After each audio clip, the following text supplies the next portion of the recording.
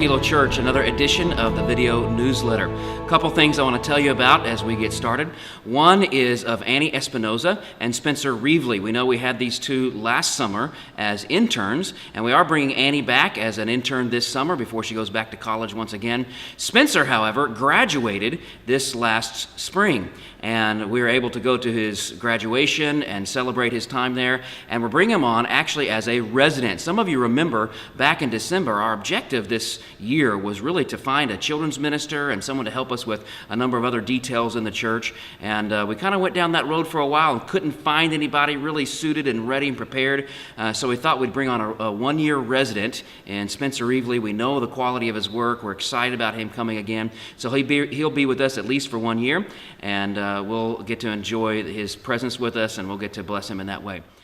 Another thing I wanted to tell you about is a ministry, a new ministry. Really, it's not a new ministry. It's the Gym Ministry, the Golden Years Ministry. We're calling it the Kapuna Ministry. You can call it whatever you want. If you consider yourself a Kapuna, we would love to have you on June the 9th at 11:30. Come to a luncheon. The pastors are going to host a luncheon here at the church, and hopefully we can launch a couple other ministries and just get some fellowship and some friendship going on at that time. So if you consider yourself a Kapuna, we'd love to have you June 9th, 11:30 a.m. Well, in case you haven't heard already, we're starting 2 new Sunday school classes in the month of June. One will be on the book of Job and will be held right here in the sanctuary. It'll be a 12-week video series with Derek Thomas. It's going to be very interesting, and I hope you can be a part of that. The second class will be a church history class taught by Jason Fite. This will be over several months as we cover 20 centuries of church history. We'd love for you to be a part of one of these classes. I'd also like to invite you to be a part of our prayer ministry. We have 2 monthly prayer meetings here at the church. One is the first Saturday morning of every month at 8:30 a.m. The other is the third Thursday night of every month at 6:30 p.m. It's a wonderful time of prayer with your fellow church members. We read scriptures and we sing together. Come be a part of this wonderful experience of prayer. Well, these certainly are exciting times in the lives of MBC youth. You know, the Lord has really blessed our church with some amazing young men and young ladies.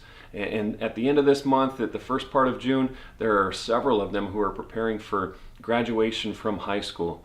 As most of you know, our homeschool seniors have put together a cookbook as a fundraiser for our upcoming short-term trip to East Asia. They've gathered over 300 recipes from our church family. They sent them off for printing, and I'm happy to tell you that the cookbooks are ready now. They're available for purchase and for pickup, so our youth will be selling those on Sunday mornings. The cost of the cookbooks is $15 each, and the proceeds will go directly to offsetting the cost of that short-term trip to East Asia. That's at the end of June and the first part of July. Also in June, we're partnering with 4 area churches, like-minded brothers and sisters in Christ, who are going to put together a gospel-centered, Christ-honoring summer camp for our youth. With that, there are several of our church families who are sending multiple siblings to the camp. The cost of the camp is $175, so we're asking for church family to come alongside these families and to possibly even scholarship some of these kids. If you're in a position to where you can either provide a full or even a partial scholarship to send some youth to camp, we would ask that you would just get in touch with our church secretary, and she can point you in the right direction as far as those donations go. Thank you so much for supporting our youth. It is so important to be praying for them. I feel like I'm beating a drum over and over again, just asking for prayers for these young ones, but it is so important that they would stand firm in the faith. Just ask that you would continue to pray for their very lives and their souls. Well, the location for our picnic on June 3rd is going to be at Pavilion 1814. That's just a little bit further down the road, just past the Coast Guard Station, basically at the end of the road, and you'll be able to see it right there. Large parking area, plenty of parking for everybody. Again, this is going to be a great church-wide picnic. It's a potluck. We'll all get together here at the beach and just spend some time socializing together, maybe some great Christian fellowship, and also getting to know those who are becoming members on June 4th. We've got several families, several individuals who are committing to membership at MBC on June 4th, and this picnic will be a great opportunity for us to get to know them and to really welcome them into the MBC family.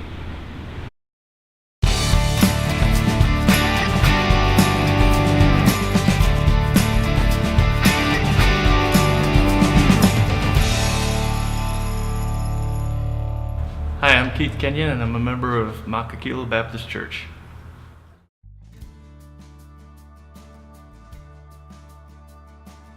The way we got to Hawaii was a little bit different. Most people who were in the military, I was in the military, I was in the Air Force for 25 years, they retire, and whatever they retire, the place they retire at is typically where they stay. We retired in San Antonio, Texas, and my wife came over to Hawaii, Oahu specifically, for a little visit with a couple friends. And I'll give the short story here, but she called back and says, "Hey, we're moving to Hawaii." And I'm like, really? And then I says, okay. That's the short version. It took about 5 or 6 weeks of negotiations and making sure it was the right move and all that. But we've lived in Hawaii for 10 years. We moved here in 2007.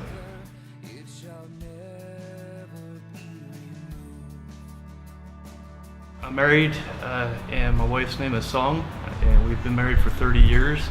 I met her in South Korea, where I was serving at Suwon Air Base, and we have 2 children. Both of them are grown, out of the nest, and one's Dennis, he's 29, and one's Crystal, she's 28. She's actually living with us right now, and our son Dennis is up at Tacoma, Washington. He's been married, and they just had a baby boy in December, so we're proud grandparents.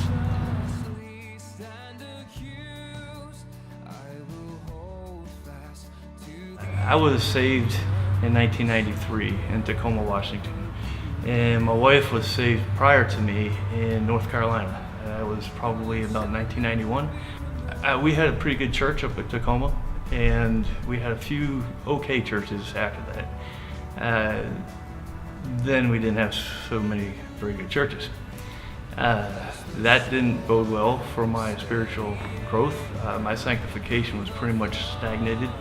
So as far as making progress, God, I know, was pushing me along the way, but I wasn't really cooperating, and in the end, my life was pretty much deteriorated, both physically and spiritually.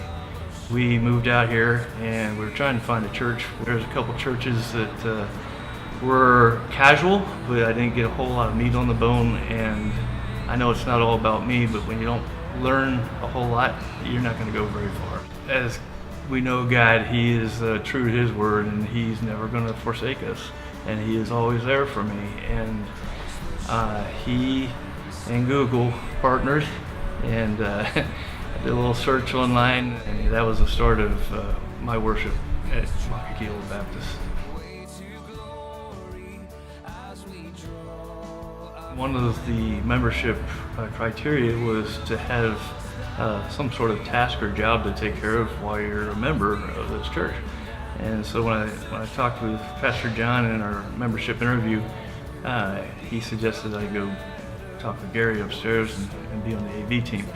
God had His plan all figured out, and that's what I was supposed to be doing here. I feel like our ministry is great because we were facilitating the worship and the praise for everybody, not just for 1 or 2 people. I didn't know a lot of the things that we were supposed to be doing when I first joined the ministry. I learned a whole lot. But I think the most important thing that I've learned is relationships with people. Everybody upstairs is really neat in their own rights, and working together as a group. It's really a blessing to be upstairs.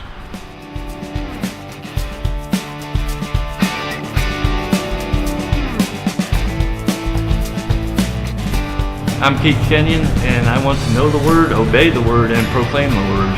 Why? All for the glory of God.